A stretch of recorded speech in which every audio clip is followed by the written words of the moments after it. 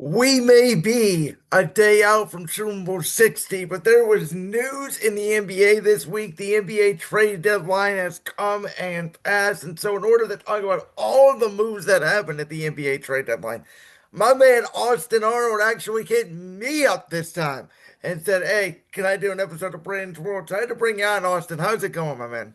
It's going absolutely fantastic.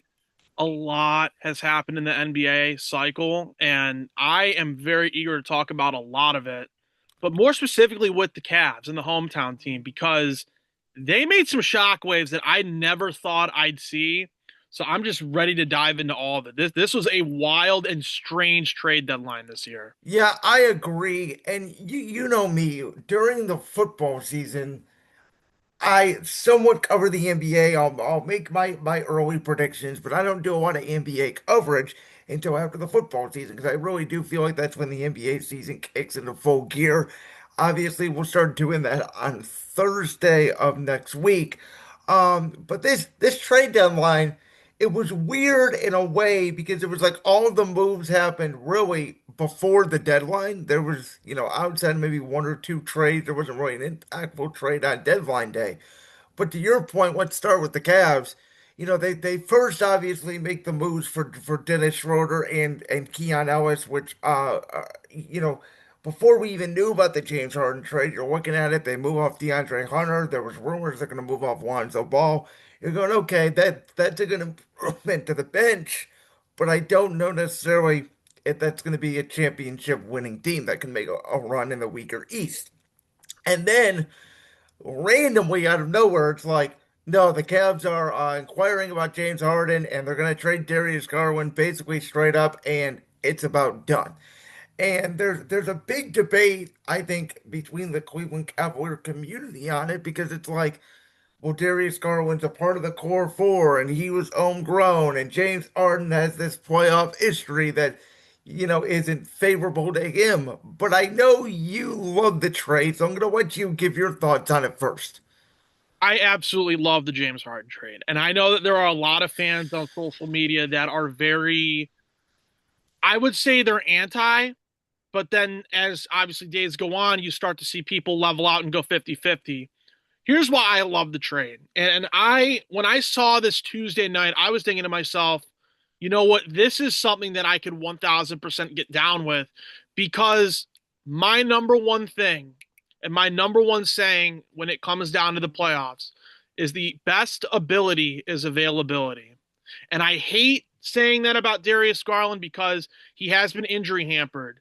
He has, not had the years that we've wanted him to have ever since that true first all-star like nomination of him getting in the all-star year the first time around. He's kind of been on a regression, I guess if that makes sense. So now seeing him go to a Los Angeles Clippers team where I'm going to give them a shout out real quick. They killed the deadline. And we could talk about that later in the episode if we really choose to. For them to go out and make a swing for a guy like James Harden, who, and like, I watch a lot of Clippers games when the Cavs games are over because I watch a lot of NBA. James Harden elevates the bigs. He will elevate Evan Mobley. He will elevate Jared Allen. He will elevate those guys and turn them into actual assets on the offensive end. I think this can even take Evan Mobley further because James Harden at 36 is better than Darius Garland at 26. And I get it's a 10-year gap. And I get that we want to have our concerns about James Harden come playoff time because there is a mixed bag with a lot more notable standing out negative performances rather than, the good performances that he had in the playoffs. This is going to help out the Cavs in so many ways. You are now in win now mode. You've said for a couple of years now, we are trying to win now while also developing. Well, at some point, you have to go win now.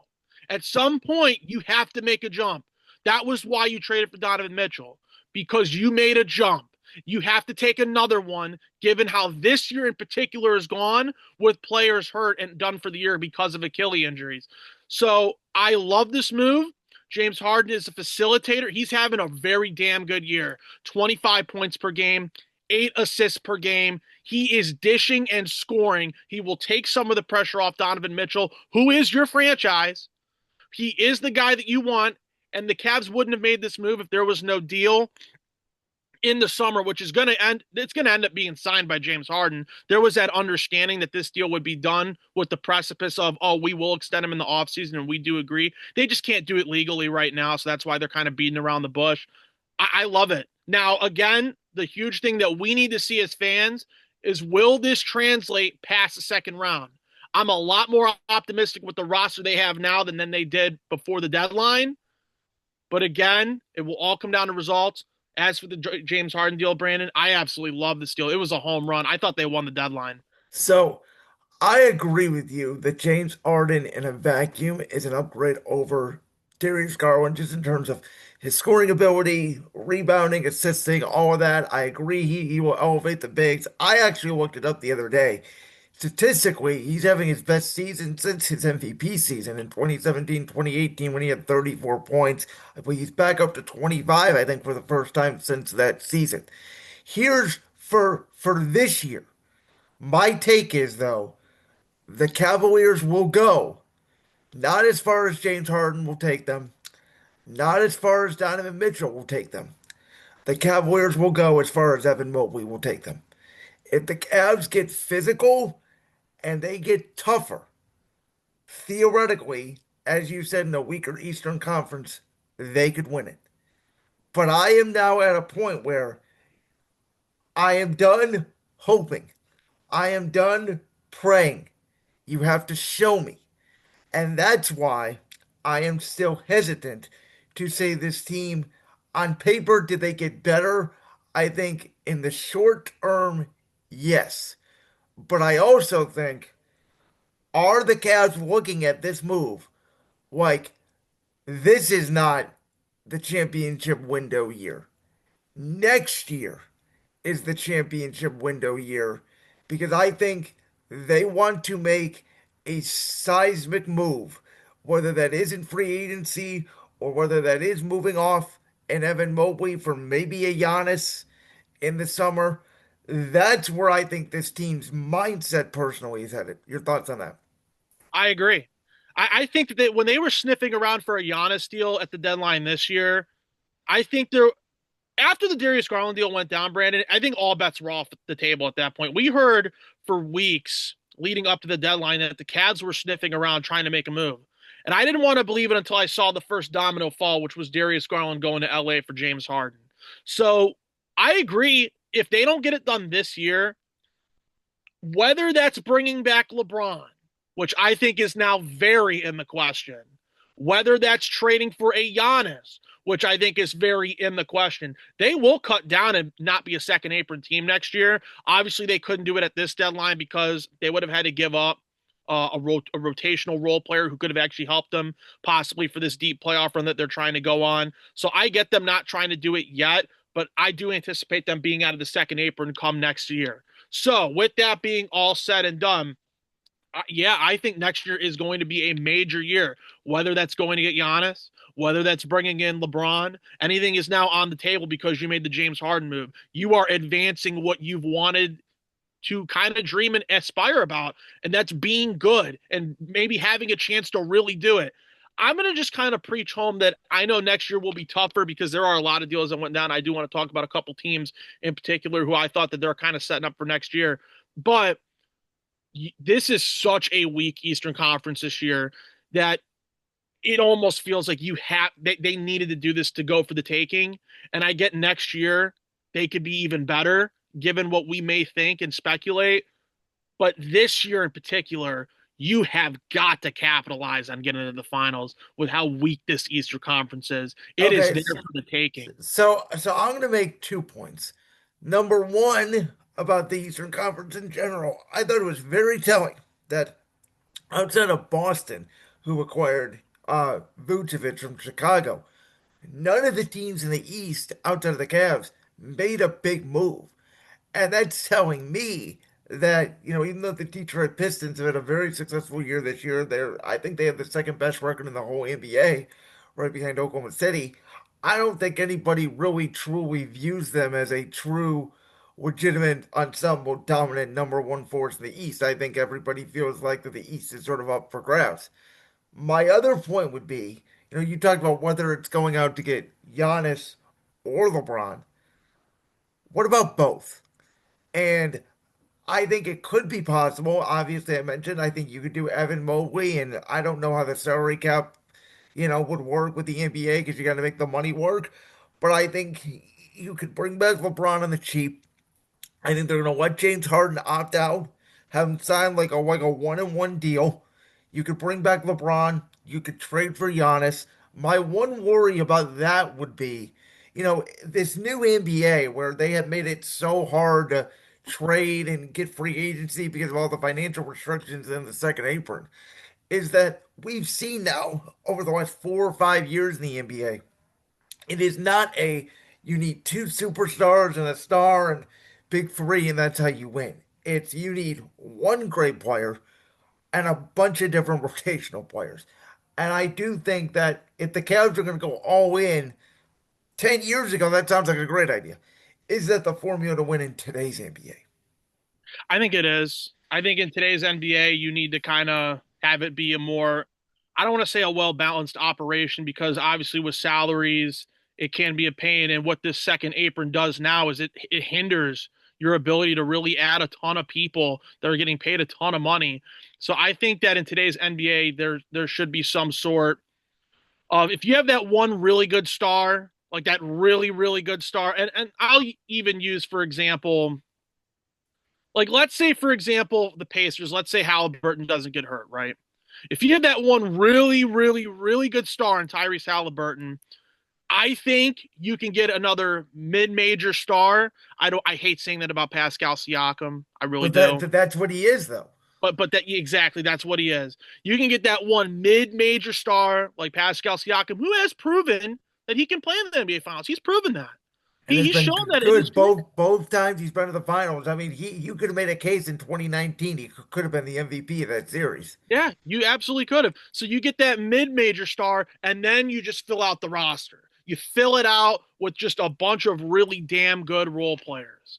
Which is Kind of like basically what Denver did. And I mean, in a way, Oklahoma City was that's what I'm. Yep. homegrown. And Oklahoma City, they were homegrown, which is the number one thing I wanted to say. But that's kind of the new wave now.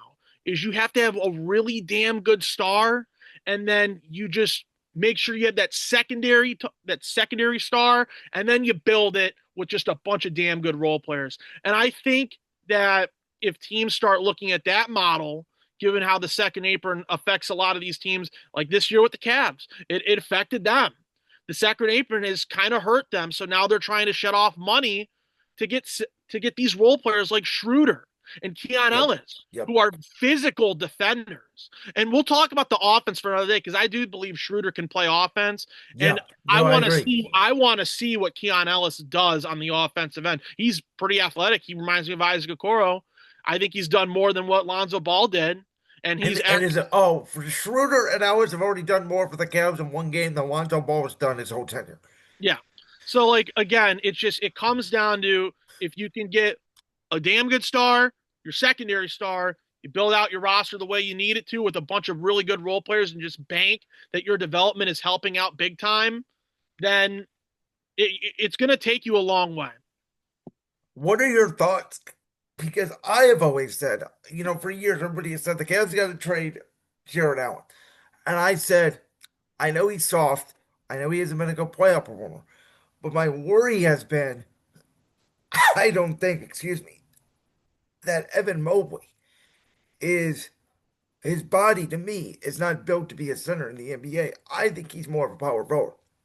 I don't think he could bang around inside with the likes of a Victor Wembanyama, Chet Holmgren, Nikola Jokic, Joel Embiid, etc. My argument was always I think Darius Garland was the one to trade because I thought him and Mitchell's games just did not work. It was very, on a star level, it was very similar to Darius Garland and Colin Sexton. Are you still in the camp of this summer? Maybe if they don't make any big moves, they potentially, depending on how things go, move off of that one. Yeah, it kind of for me it we have to see how it plays out. That's one where we need to see how it plays out because if I got to know what I got to know what I'm watching. The eye Yeah. test can take you so far, but I have to know how this is going to work. And we will come summertime. We'll Yeah. see how it all plays out because either they're going to hoist a trophy or they're not. So if they don't hoist a trophy, then I do believe anything is on the table in terms of getting some talent in return. And I'm going to circle back to the Giannis deal.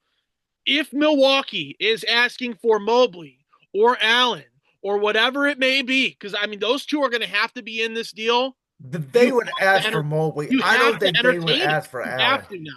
You have Like, to entertain the deal so because that you have leads me now to sold my your soul. So that leads me to my next question, which is Giannis. The Bucks did not move him at the trade deadline. I People were speculating Miami. I said, who the hell does the Heat have to give up? Why the hell would they trade Giannis to Miami? They have no one valuable. Oh, they could give up Tyler Hero. And if I'm Milwaukee, I'm saying yes, so what?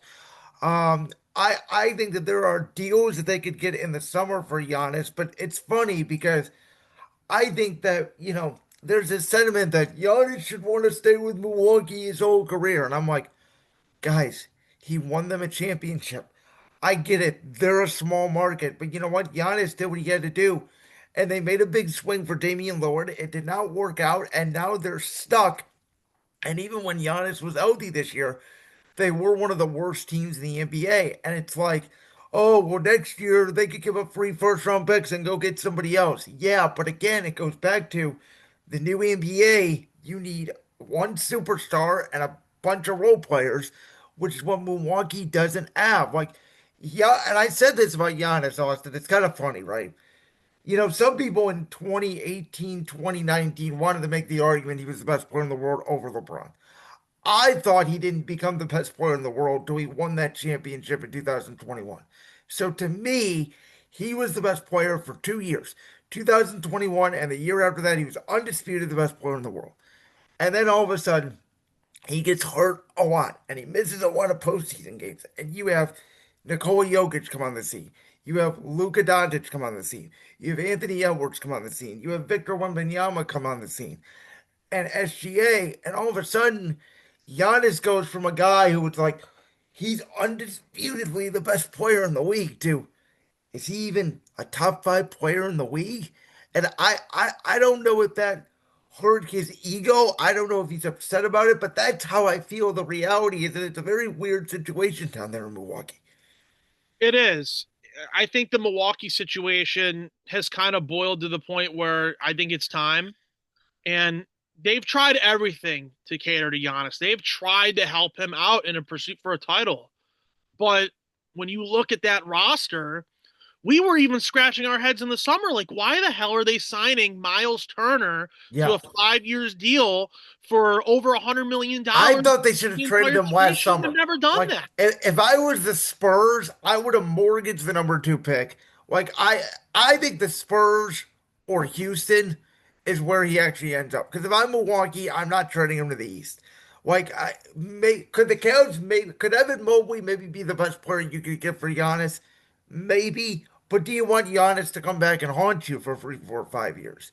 That's my thing. So I don't know if Giannis the Cavs is realistic, but I do think, some people are saying if Oklahoma City doesn't win the title, could they go after him? Sure, I don't think they're going to. Like, to me, I feel like he's going to end up in Houston or San Antonio by this time next year. And that could very well be the truth. I think the only way he doesn't end up in one of those two spots, and maybe this is just me being a conspiracy theorist now, is he needs to vocally tell them where he wants to go. Because the minute he does that, they will listen to him. Because there's no reason to try and get the best deal at that point when your star who brought you a title, who is wanted to stay in Milwaukee forever, it's obviously ran its course. If he tells you where he wants to go, if he gives you a list of teams or even just one where he wants to go and he starts putting his foot down, they're going to have to listen to him. And I think they would. I don't think they'd turn their back at that Here's point. my question though. Are we sure he didn't say if you can make a deal with the Knicks at the deadline, make it work? We will never know. I mean, he maybe could have murmured something, but it's just been a lot of subliminal messages. It's been a lot of semantics, Brandon. That's all this has been. We don't know if he truly did say something to them behind the scenes because if we know, we would know by now. Someone would have already reported it, saying that this is where he wants to go. We Well, can only but they speculate. reported that Giannis. What did there report a couple weeks ago that there were four teams that Giannis would be open to? I mean, that sounded like to me it came from his camp. It could have. Someone could have said something in someone's ear. We won't know. We just don't know that though. We don't know. And again, with Milwaukee, I get that they're trying to get the best deal. Apparently, this deadline, they were never serious about trading him. They just wanted to see what people were willing to throw out there.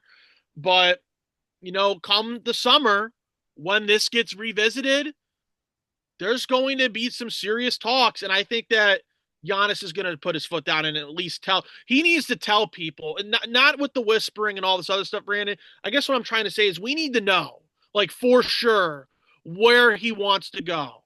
Because if you're just saying these destinations and, oh, he would like to go here, he maybe would think about going here. We need to know like a concrete answer. That way we can just start saying, okay, who's going to give the best package and what is it going to be? Because if in terms of picks, I think the best pick package would probably be the Warriors because they're not going to be good in a couple years. They have a ton of picks, and I think that when they start bottoming out, it will definitely help Milwaukee. I think in terms of players, I do like what you said with the Thunder because I think there could be a world where Jalen Williams could be I thrown was in going to say this that deal. He Jalen could be Williams for Giannis. yeah, I think Jalen Williams could be thrown in a potential Thunder deal if this wanted to happen because I think the Thunder will probably be a second apron team next year. I'm not sure if they will, but I know they signed Jalen Williams and Chet to those extensions, so Yeah. I know that money's going to hurt them eventually. Um, in terms of players, either Mobley or Jalen Williams, in my opinion, could be the best returns. I think the Spurs could give you a really damn good package. They give you Dylan Harper and a lot of picks if they They could haven't. even give up Stephon Castle. They might draw the line there because I think the Bucks For would want the Giannis Bucks would and want Wemby, Castle. I don't know if you tell me if I have Victor Wembanyama and Giannis, how are you going to score on that team? That's my thought. It's I agree with what you're saying. I could just see the Spurs being cheap about it, wanting to Okay. keep all their bet. That's my own thought. I could see them being cheap about it, but if they're really serious about going after him, and if they bottom out and like let's say they're a second round exit this year, we're not going to see San Antonio or Oklahoma, not Oklahoma City. We're not going to see San Antonio or Houston get reactionary until we know what they do in the playoffs. That's If fair. both those teams bottom out, then I can see change. But if they don't bottom out and one of them goes to the finals, well, I'll be damned at that point. Maybe they don't want to switch it up. So I know you want to get to other trades, which we'll get to. There's two that I want to ask you about, and they're very similar in a way. So Anthony Davis, who last year got traded for Luka Doncic, now gets traded to a team that barely knows they exist in the Washington Wizards. And Jared Jackson moves from Memphis to Utah. And these are two teams with obviously not a lot of free agency history for Washington. They now have Sarr, you got Trey Young, and then AD, who's not going to play for the rest of this year, but will be healthy going into next year. I think that both of those teams in those situations say, "Hey, we have young talent. Obviously with you, you got Laurie Marketing, you got Keon George. Already mentioned the talent that's there in Washington. And while those trades seem weird on the surface, I think those teams are acknowledging, like, hey, free agency, as we talked about, doesn't really exist the way it used to. Most stars now get acquired via trade. And, the NBA draft, I think now that more players think, oh, it's basketball, I think we're going to have more strong picks in the draft than we ever have. I think NBA draft picks may be becoming more valuable. But I think these teams are saying, we've never been a free agent destination anyway. Why don't we just go for it and maybe try to win some games? Yeah, and for those two teams in particular, for Utah, I'll say it like this for Utah. They have shown flashes this year of what they can be, and you can start to see the fruits of the labor develop with some of the games they've won, and not even some of the games they've won. They have kept games close, so the fruits of their labor are showing. So trading for Jaren Jackson Jr., which I actually wrote down what the terms were, trading for Jaren Jackson Jr. and I think the other big player in that deal, and I know a lot of people won't talk about it, is Vince Williams Jr. because he's a great 3-and-D guy. Yeah. I think trading for those two guys in particular definitely helps you in a West where you can start to see some of those teams at the top start to fall down a little bit. And maybe you start entertaining playing. Maybe you start entertaining, and this is for next year. We're not talking this year. Yeah. Um, maybe you entertain playing. Maybe you're a lower six seed in that initial six. I think for the Jazz, with what we've seen on display from time to time with them, being able to stay in the fight, being able to be competitive in these games now rather than getting blown out every night. Ace Bailey looks insane. He Yes. looks like he looks like the player that we thought he was going to be, and he looks really, really good. Keontae George looks unreal. He is fantastic. They have Lauri Markkanen still. So I think for the Jazz in particular, you now have a young nucleus and you can start to ascend into being a more prominent team in the West. So for that trade in particular, they're setting up for next year. And hell, maybe they can backdoor their way in Yeah. to the plan. Maybe they can this year. But I do like that trade for them in the future. As for the Wizards, Brandon, I love what the Wizards have just done in general. They traded for Trae Young. People are forgetting about that. Yeah. They turned Corey Kispert and CJ McCollum into Trae Young. Yeah. And now you trade for Anthony Day-to-Day Davis, which I know Anthony Day to Davis day gets hurt a Davis. lot. He gets hurt a lot. I know that is his pitfall. That has always been his pitfall. But for Anthony Davis to be on your team now with young players such as Trey Johnson, who looks as advertised, Alex Sarr, and Anthony Davis, when Anthony Davis is healthy, that could be the most damning power forward center combo defensively in the league. They look ferocious. And again, that has to obviously Anthony Davis has to stay healthy. Yes. But I'm blowing it out of proportion right now. Then you have Keyshawn George, who can either start or come off the bench. We've seen Keyshawn George go off this year. I really love what the Wizards have done. They are going to be, and I'm planting my flag now. They will be a playoff team next year. I truly do love what they have done with bringing in young talent, flipping expiring contracts. They have just they're almost building it like Oklahoma City did. Yeah. And I And, say that because Will Dawkins came from Oklahoma City. He and I knows what will the tell hell they're you this. Being in DC in December and going to a Cavs Wizards game, there was 95% Cavs fans there. They need to sell tickets. I Oh mean, yeah. when we went there, it was the day after a Capitals game, and they still had Capitals branding gear on all the cups and merchandise. There was nothing Wizards you could recognize in the arena. Yeah. With the Wizards, they've just been a dead franchise ever Yes. since the Bradley Beal trade. They've been dead, and they've just been kind of walking along the path of mediocrity and just Well, not only that, they've been walking on the path of they've just been dead. bad. They have been dead. You couldn't have named a player in their franchise for like 3 or 4 years. I always said they were like the team of professional sports. It's just like they're still a team. Yeah, it, they've been a very forgettable team. It's actually funny that we bring up the Wizards because I am going to go to that Wizards Cavs game on the 11th next week. Okay. I'll be there with my dad, but that's besides the point. Again, I really, really love what the Wizards have done over the past couple of years, acquiring picks, getting young talent, shipping out expiring contracts for, like you said, players that they might not be able to get in free agency because it's non-existent to them. They're Yep. trading for them. And again, if Anthony Davis stays healthy, him and Alex Sarr may be the best defensive front court in the NBA. And for Trae Young, if he can also stay healthy and he can develop some of the younger talent that they have, like the Bub Carringtons of the world, they're going to be a problem. And I'm putting my foot down. I think they're a playoff team next year. I'm putting it down. So I know there were other trades you wanted to get to. I know you mentioned the Clippers, but go ahead and run some down in your West, and I'll let you sort of take the lead on this. Okay. So some trades I did want to talk about. We'll start with the Pacers and the Clippers. The Pacers are clearly playing for next year. Yep. They are dead in the water because they don't have Tyrese Halliburton. So what do? They go out and trade for Ivica Zubac and Kobe Brown. The key, that like Ivica Zubac is a tank. This Yep. dude can rebound like crazy. He can put the ball in the hoop.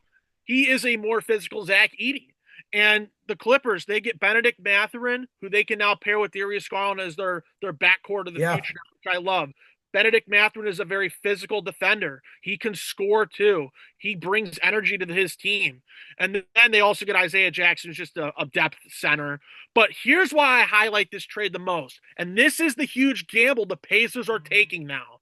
They have 2 first-round picks and 1 second-round pick going to the Clippers.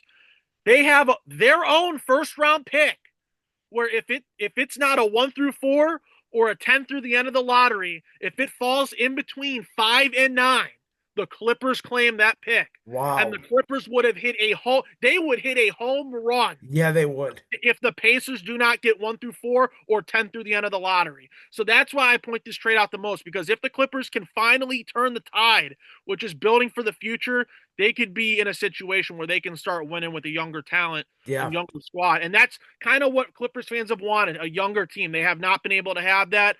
I would anticipate they trade Kawhi Leonard in the summer to try and even get younger and get to a point where they can just start trying to build for the Isn't future. that crazy too? They started like 6-21 this year. Yep. They started winning all those games because their players got back healthy. And then James Harden fashion said, I want out. Yeah. So there's that. So that's one trade that I really, really like from the outside looking in. We talked about the Jaren Jackson deal with the Jazz. Another deal that I thought was really interesting, Kobe White going to Charlotte. Charlotte's Yeah. been the heater Sure. lately. They're You another team that could possibly backdoor their way into the playoffs. They have been the hottest team in the NBA Yeah, I already. think they won like 8 in a row. The Melo Ball is cooking. Brandon Ingram's or not Brandon Ingram. Brandon Brandon Miller. Miller's I mean, back they're do, all. doing I his mean, they're the thing. number one offense in the league. I think right now. Yeah. Like, You know what's weird? Going into the year, I actually liked a lot of Chicago's talent: Josh Giddey, Kobe White, Nicole Vucevic. I thought they were going to be the surprise team in the East this year. And then I think injuries, Kobe White was never healthy the whole year. And then they just decided to like completely flip their backcourt at the trade deadline and basically trade for 7 guards and move 4 of them. yeah, and I know the Bulls anticipated that they wanted to have a year to build off of last year, but with what this trade deadline told me for the Bulls is they realize like now is the time to just start getting younger and try and tank, because you can see it in some of these moves. I mean, like they traded Kobe White for Colin Sexton, who remains in the purgatories Yeah. of the NBA. They traded for Jaden Ivey, who could possibly be a piece for them in the future. They ship off Kevin Herter. Notice how I'm not mentioning Mike Conley. It's because he's Yeah. been in like 5 deals. He ends up getting waived. And And now he's Mike back in Conley's going back. Minnesota. Yeah. So I'm not even going to mention Mike Conley. That's the only time that I'm going to mention him now. So they trade for Jaden Ivey. Obviously, I think the injury hurt him. He's not had as good of a year as what he was building up in Detroit. So now he's going to probably be the guy in Chicago moving forward. Vucevic, they trade him to Boston. Boston. And they get Anthony Simons, who is having a career year in terms of coming off the bench. I'd be shocked if he didn't win. I mean, now he might not win Sixth Man of the Year because he's on Chicago, but I thought if he would have stayed in Boston, Yeah. he could have won Sixth Man of the Year because he's been unreal. That's a So big get though for Boston, who's been trying to replace some of that big production. I mean, I think we're all sort of forgetting about the Celtics. I think what are they like the 3 seed in the East right now? they're the 3 and 2. It's like in between 3 and 2 because Yeah. like some nights they'll be 2, some nights they'll be 3. They're And going back and forth in New York right now. without Tatum, which Jason Tatum's been a very controversial topic, not only on this show but I think throughout the NBA of how valuable he truly is. I thought Boston was going to be, a 4 or 5 seed. I thought they'd take a little bit of a step back without Tatum this year, but still be like a second round team. I mean, who's not to say we talked with the Cavs? Who's not to say that they couldn't win the East even without Tatum if he doesn't come back? Yeah, and I agree with you. I thought that they were going to be a playoff team because Joe Mazzulla is a hell of a coach. I think coaching just goes a long way, and Mazzulla's been a very good coach. I think coaching And matters more in the yeah, NBA than it did 5, 6 years ago. I agree with you. it does. And that's why Boston's developing their young players. They're doing a really good job doing it. Missoula's instilling whatever their beliefs and philosophies are on that team to those younger guys, and they've been performing and they've been playing well. So I give Boston a lot of credit, and I think that they could be a dark horse coming out the East. I will never discount them for what they did, not last year, but the year before. That they are a very good team, No, and 2 years we'll ago see they what were happens. undisputably the best team in basketball. I mean, Yeah. and I said at the time, I think I remember me and you having this conversation. I said they shot so many threes Hmm. that it is going to change the way the NBA plays. And I think now we're seeing it where teams are trying to copy that Boston model. Because Boston had like 8 or 9 guys that just made 2 or 3 threes a game. And you looked up and they had like 70 points from three. And you're like, oh, we can't beat that. Yeah. It's a pretty good model that they were trying to instill, and the Cavs are trying to do that this year.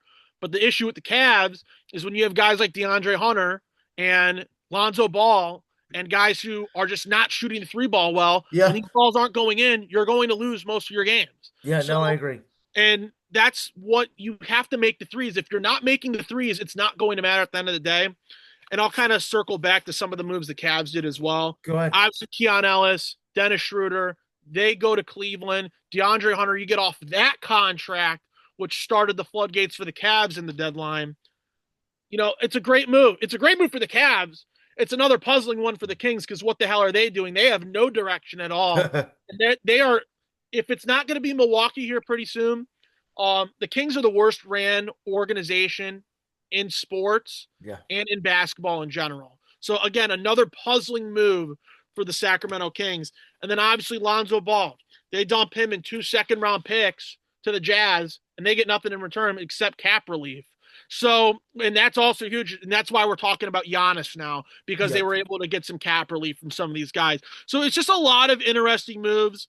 And then I think the move that probably went under the radar that no one's going to talk about is with the Thunder. They get Jared McCain.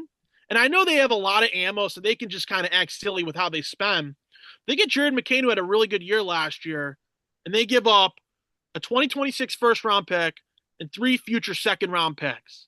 That's a great return for a team like Philly, who I don't think Philly's going to be anything special come postseason. I think they'll probably be the 6th seed, but Yeah. I don't see them making it out of the first round. So they're obviously trying to get some assets back for the future. And then for the Thunder, you get a guy like Jared McCain, who he's been good. He's been a really good player. As long as he stays healthy, he's a really, really good player. And he was in a crowded backcourt. So I don't know. There were a lot of good moves. And then I guess the final one I could talk about, Porzingis going to the Warriors. Yeah. That to He me that was a finally, strange move. it was a strange move for both sides. I think for the Hawks, who just love to trade players for trade players, you could take a swing at Kuminga and hope you develop him. Yeah. Maybe he finally breaks out in Atlanta. I'm not saying he won't, but it's finally time for Kuminga to like actually get some play time and get some development. And they'll also get Buddy Hield too, but I imagine he'll get dumped in the offseason. That's just whatever. And then for the Warriors, this is a move you clearly do when you're out on Giannis and you know you can't get him. Yeah. And I don't know what's going on with Porzingis. I don't know what illness he has. People can speculate one thing. I'll let them keep speculating. But for the Warriors, you're the 8th seed in the West.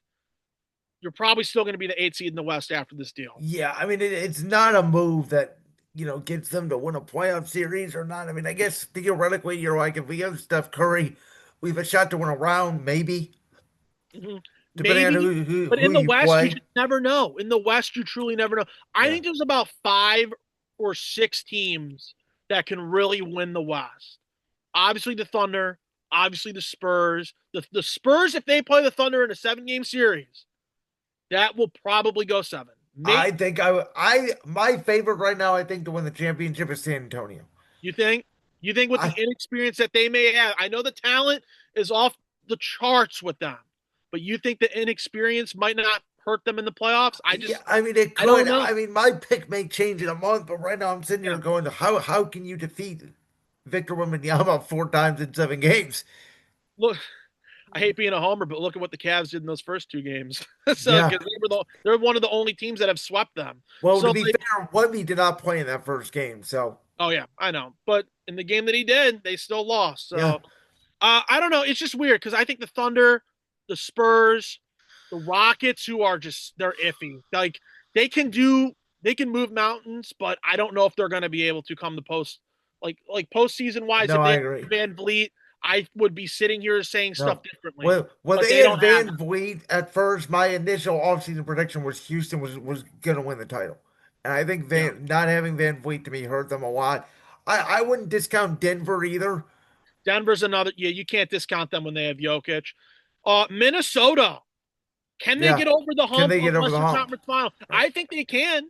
I think they went out and traded for Ayo Dosunmu from Chicago. Yeah. He's a very good 3 and D Very good defender, player. and he's a younger guy too. So I definitely think with Minnesota, you can never count them out because they have Anthony Edwards as well. So that's Minnesota, Houston, Oklahoma City, San Antonio, Denver. Those are 5. Those, in my opinion, Those are the five teams that could Uh, possibly win the West. here's my question to you: Are those the five best teams in the NBA in general? I don't think they're the five best teams in the NBA. Okay. You can make an argument that they could be if you really think the East is that bad. I don't think they're the five best teams in the NBA entirely. They're I think definitely, the three best are probably Denver, San Antonio, and Oklahoma City. yeah. And I wouldn't even be including Denver in this if they did not play good with no Jokic. They played I very agree with well that. without him, and they still don't have Cam Johnson. They don't have him. So it's like they can play. They Well, have and Cam depth. Johnson hasn't been good for them this year anyway when he's been on the court, which was a shock because I love that move and they put Porter for him. Yeah, and I'm shocked that Porter didn't get flipped at the deadline by Yeah. Brooklyn. I'm really shocked that, and they're going to keep him. Obviously, they're going to see if they can try and flip him in the offseason. More power to them.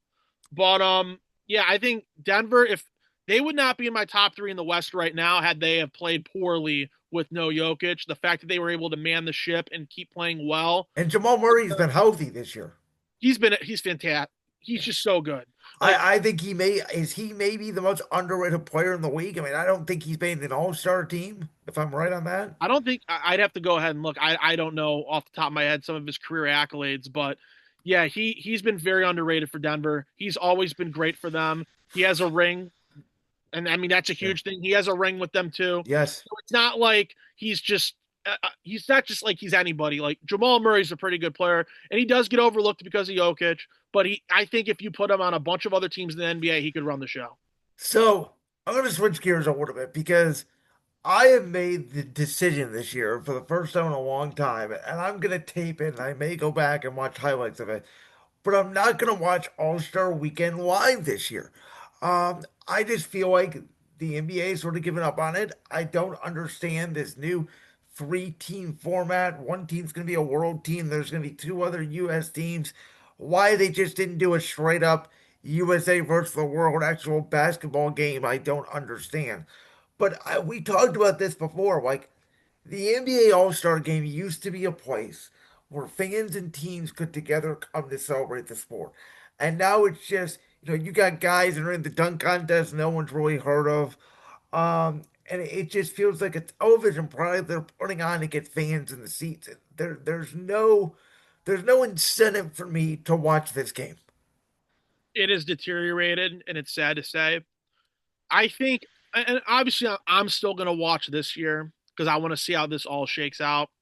But I think leading up to this year, I have now started to tell myself, and this is just my take in general, I think they just need to go back to East and West because Yeah, no, I agree. you've tried everything in the book to make this better, and you haven't. I get you're trying to include a lot more players, but everything that you have tried has seemingly not done well. I think the And it's target gotten worse each and every year. Last year's was a joke. I yeah, last year's was not great either. I think that this is what you need to do, and if they have started to do this to a degree, then please remind me. Make it East West, and you want to get good product on the court, incentivize them. I think they're incentivizing it this year. I think the winning Are team they? gets like 100, gets like 1.25 million each. The second Okay. place team gets like 50,000. Third Mhm. place gets like 25,000. I may be wrong on the figures, but Okay. I think if you need to incentivize them to start playing good again, please do that. And if they are doing it this year, then it's already a step in the right direction. But they need to go back to East and West.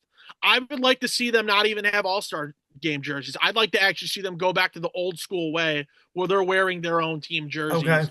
And I think that it would be more. You've seen it now at the NBA where nostalgia, if you push nostalgia onto the league, and a huge example of this is when you look at some of these games that are being broadcasted. For years, they were not broadcasting team intros. Now they are because the fans last postseason were saying do it. And Yes. now I think this year they're going to be putting the court like when they do the final score. Finals. Yep. The I believe finals logo. Larry. Yep. Yeah, I think the Larry O'Brien Trophy will be on the court. Guess Well, what? and by the You're way, pressured by your fans. speaking of nostalgia, do you know who leads the NBA currently in jersey sales? Ooh, this I don't know, but is it? I'm going to say just say it. Is it LeBron? It's not. He is in the top 10. He's not even in the top five. For nostalgia. Oh boy. Um, I am gonna take another swing then. Is it like an old timer or a new face? This guy's been in the league a long time. He's been in the league a long He's time. been in the league a long time. Okay, and he's lead. Wow. Okay. Um, Kevin Durant. No. Durant's actually outside the top 10. Durant's outside the top 10. Okay. Um, I'll say another one then. James Harden. No. Oh man, I'm trying to not Luka Doncic, right? No, but he is number two. Oh, Doncic is too. Okay. Yeah. Man, I'm trying to think who this So could be. so this was hoisted in January. This was the first half of the year of the NBA. These are the top I have the top 15 jersey sales in the week. Okay. Um, let's go with Tatum. Is Tatum on that list or no? Tatum's on there, but he's top 10. He's not even top five. Not even top. Okay. And this guy's been in the league a long, long time. I'm trying to think He because he he plays in the Western Conference. plays in the West. Okay, so that helps me out a little bit here. Kawhi. No. So it's not Kawhi.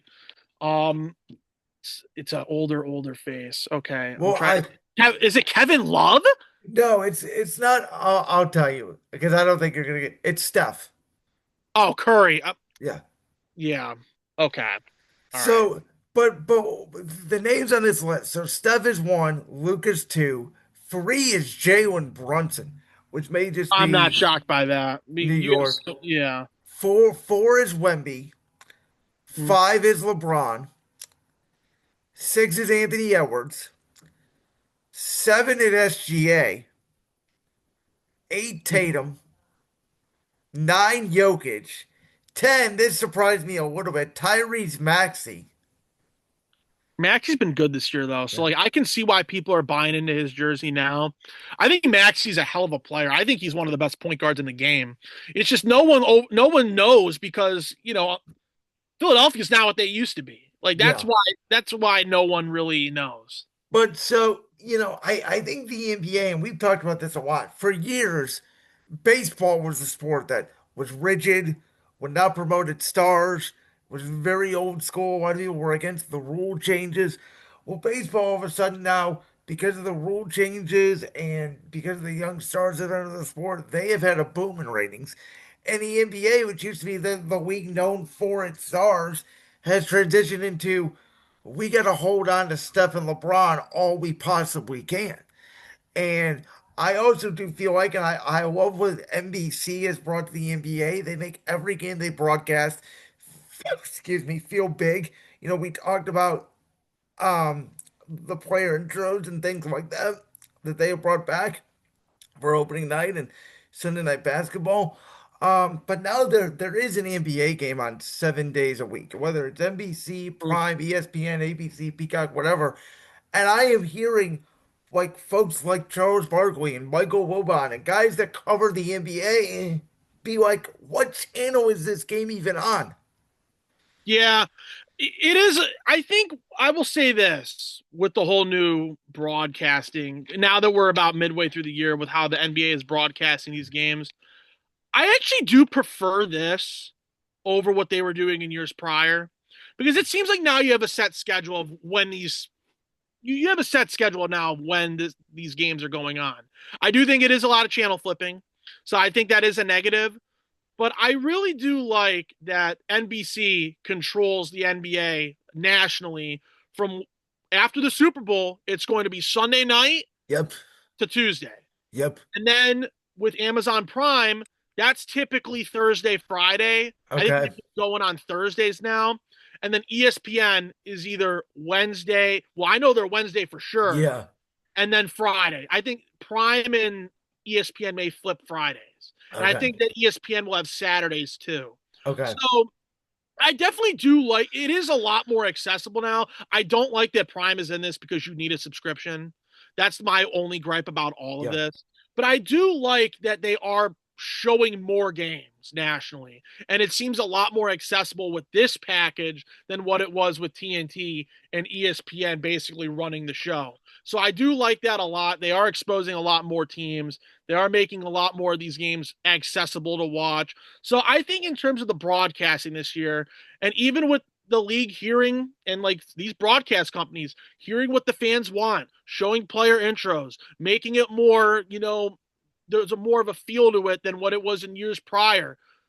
I definitely liked it a lot, and I think that the broadcasting has been better this year. But yeah, I guess a downside of it would be the channel flipping. It can get redundantly annoying.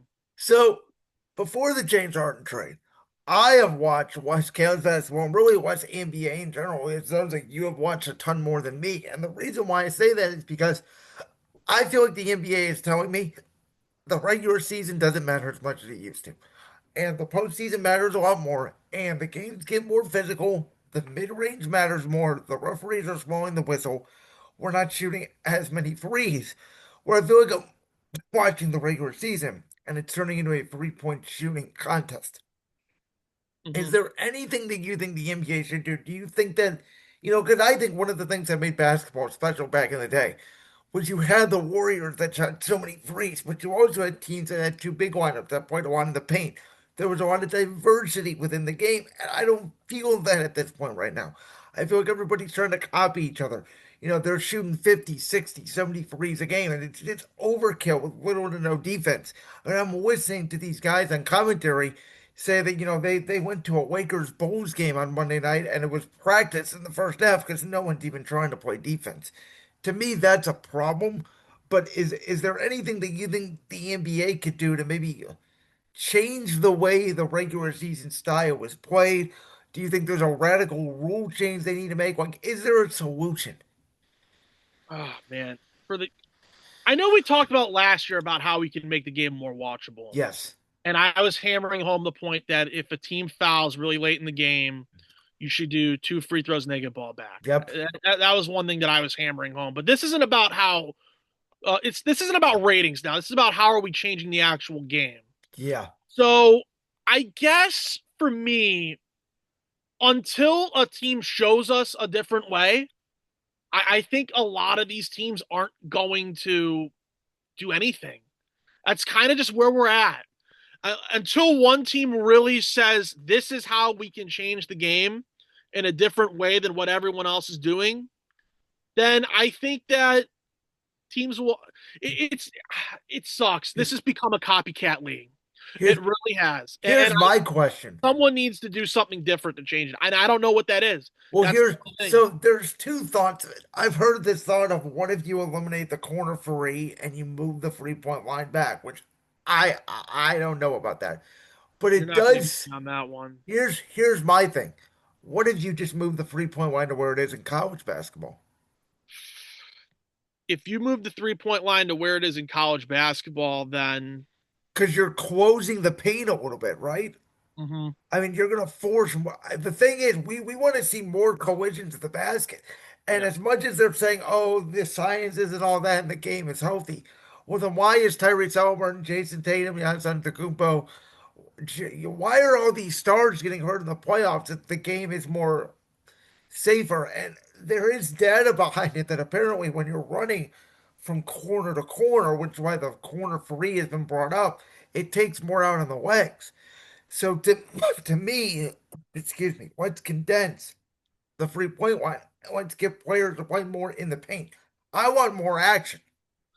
Just shooting, shooting, and shooting to me is not action.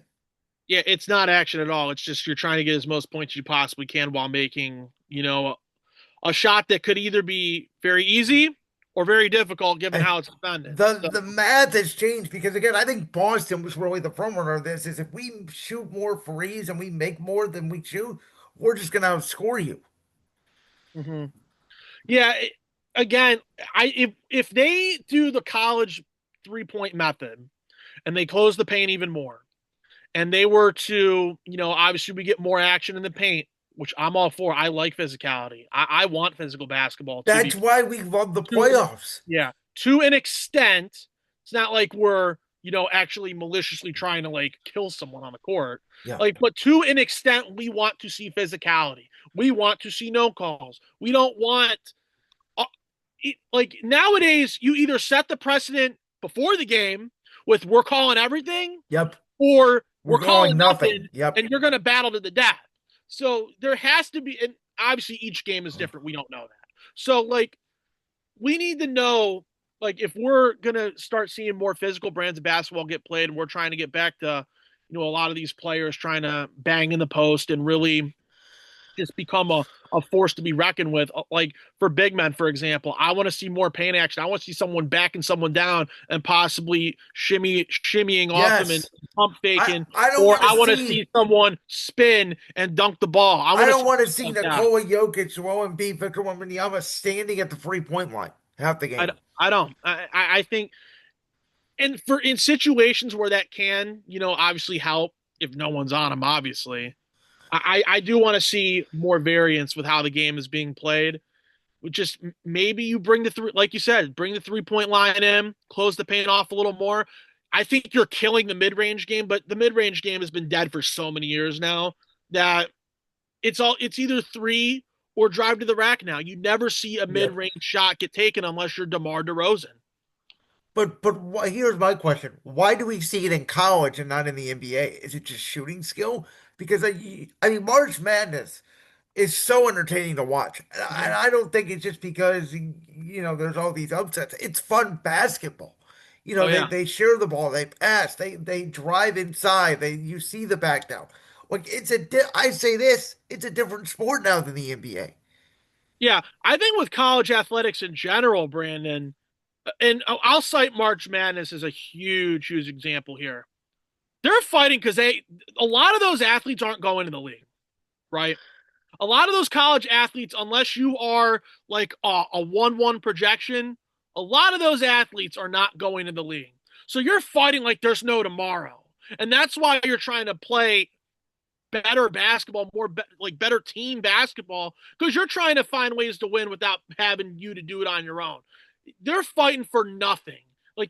There's no tomorrow for a lot of those college athletes, is what I'm trying to say. In the NBA, yeah, in the playoffs, there's no tomorrow, but you're coming back for another year. So, like, obviously, you want to win a title, but you always got next year. A lot of these college athletes know they don't have that, For sure. which is why you see a lot more emotion with college sports, and that's why I think a lot of people prefer the college sport aspect. And you could say this for football as well. Um, a lot of people prefer the college atmosphere over professionals, Yeah. but yeah, they got the NBA needs to do something unique in terms of the technicality of the game to where we see some more action. Because if we don't see that, then that's an issue for me. Well, in about a month, I'm gonna bring you back on. We'll talk all things NFL free agency. We'll talk some wrestling. We'll talk NBA. We'll talk March Madness. This was really fun though to sit down and get a deep dive into your brain on the NBA. And thanks for going on, my man. And we'll see. James Harden's supposed to make his debut tonight against the Kings, and should be a lot of fun. Should be a lot of fun. Hopefully, James Harden, kind of shows us as Cavs fans why he's James Harden. I don't think he's going to drop a 50 bomb out the gate, but I do think we're going to see a lot of action to the big guys tonight. I would expect for Jared Allen to possibly go for 20 points tonight, maybe more. Thank you to Austin Arnold, one of our best guests here in Brandon's World. You already know it's always a great time when we have him on. Like I said, we're going to bring him on in March like we usually do and have a longer conversation about all things sports, including the NBA. But this has been our NBA trade deadline special, as always, here at Brandon's World. We are in collaboration with the one, the only Voltage Live. My social media links are in the description below. We'll be back on Tuesday to recap the big game. And with that, peace.